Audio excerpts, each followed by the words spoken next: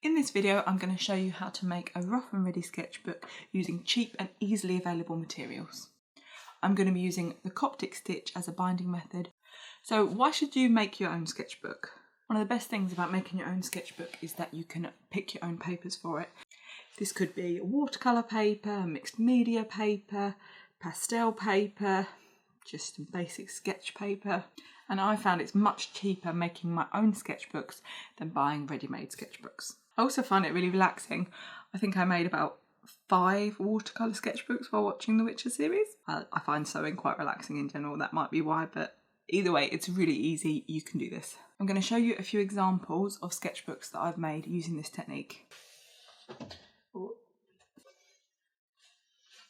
This one is used, but I've got a few that aren't used. By a few, I mean a few. I have them in different formats. Some of them are in a portrait format. Some of them are in a landscape format. In fact, I think a lot of mine are landscape format, just based on the fact that I'm aiming to fill these with urban sketching.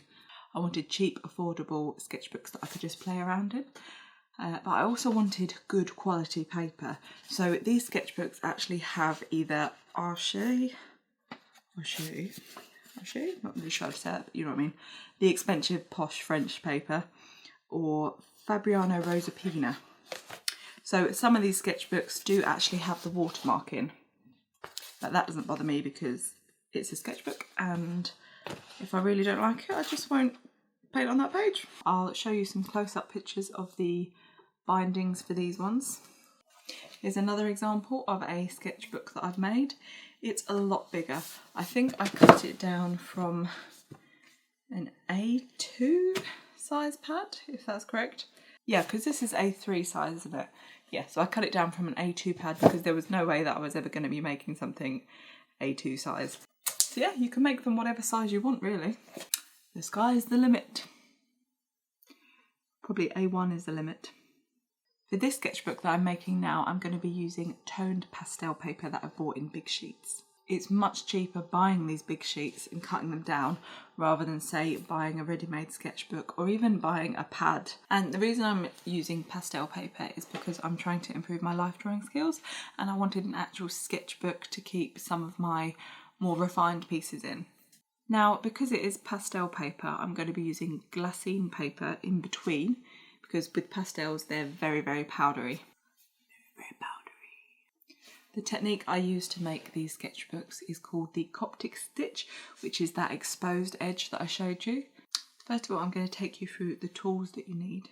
You're going to need a cutting mat to protect the surface, an awl to punch holes, some thread, ideally waxed linen thread, but any thread will do, a needle, some scissors or a scalpel, and a ruler. The next thing you're going to need is some board for the cover of your book.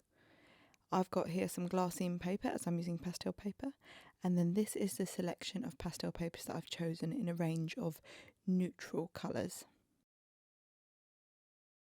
Now you know what tools you need, I'm going to take you through the process of cutting your paper and binding your book. So we start out by taking our large sheets of paper and folding them in half. I press down the folded edge with my fingers and then go over it with a plastic palette knife. The paper I'm using here is Della Rowney Murano paper, which is 45% cotton paper.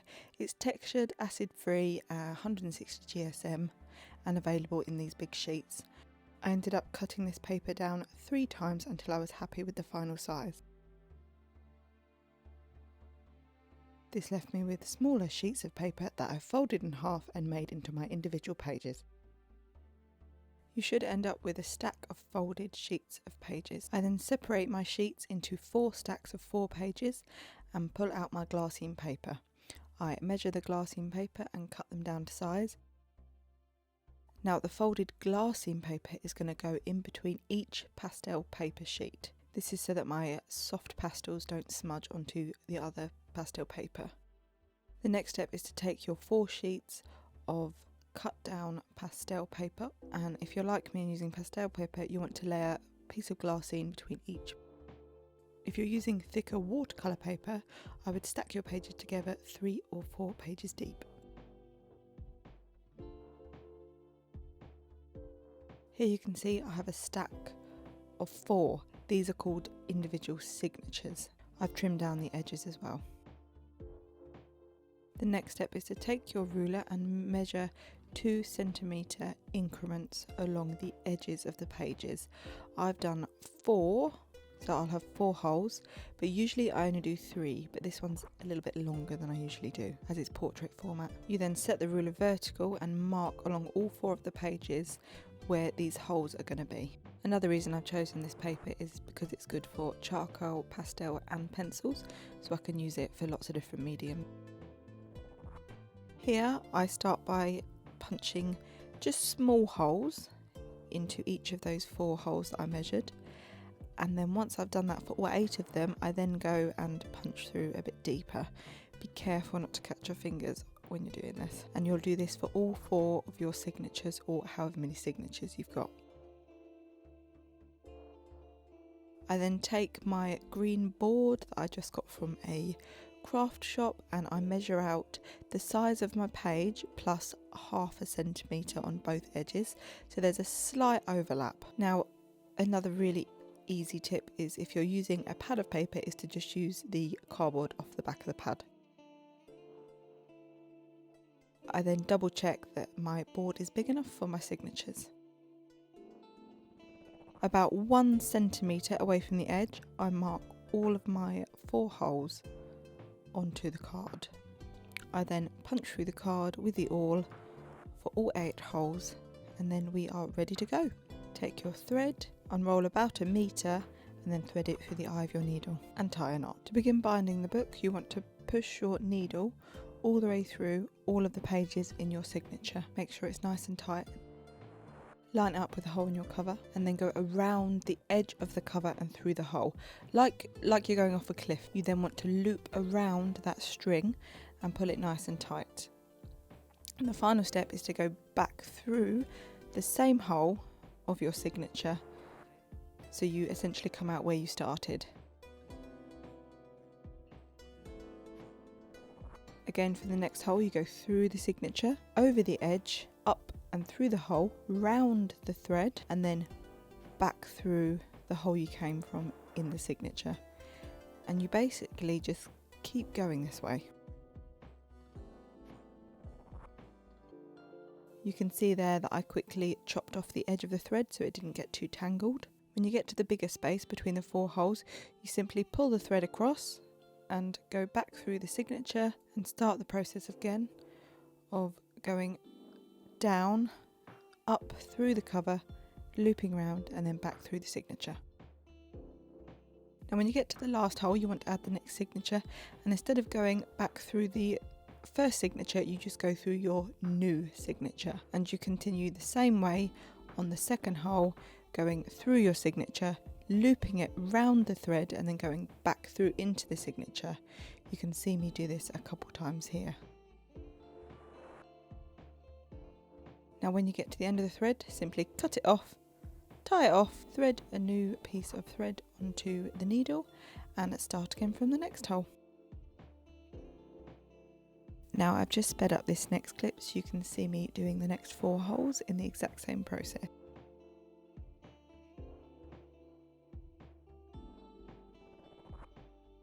And at the end you can see all 4 signatures are attached to one side of the cover. I then put the last part of the cover on top, and the same as what I did to the bottom cover, I loop it through the top of the cover, go round and then back through. You can see me do it a number of times here. So just remember, you're coming out through the signature, up and over through the cover, around the string and then back through the same hole in the signature, then moving on to the next hole.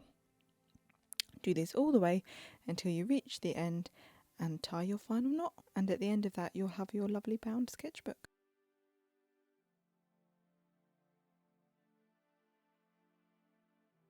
My last step is to either write in the back cover of the sketchbook the type of paper I've used, or in this situation I'm just peeling off the stickers and putting them in the back so I know what colours I've used in this pastel book. And that's it, you've completed your sketchbook. Well done. This is my first pastel one. Like I said, I usually do this with watercolour paper. If you've enjoyed this video, please consider subscribing, and thank you for watching till the end. Bye! You know, at the end of these videos, I'm so relieved to put my glasses back on.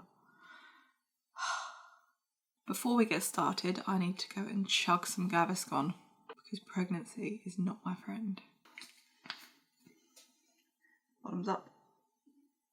Yes, I'm the only person that drinks from this massive bottle. Yes, this size of bottle is necessary.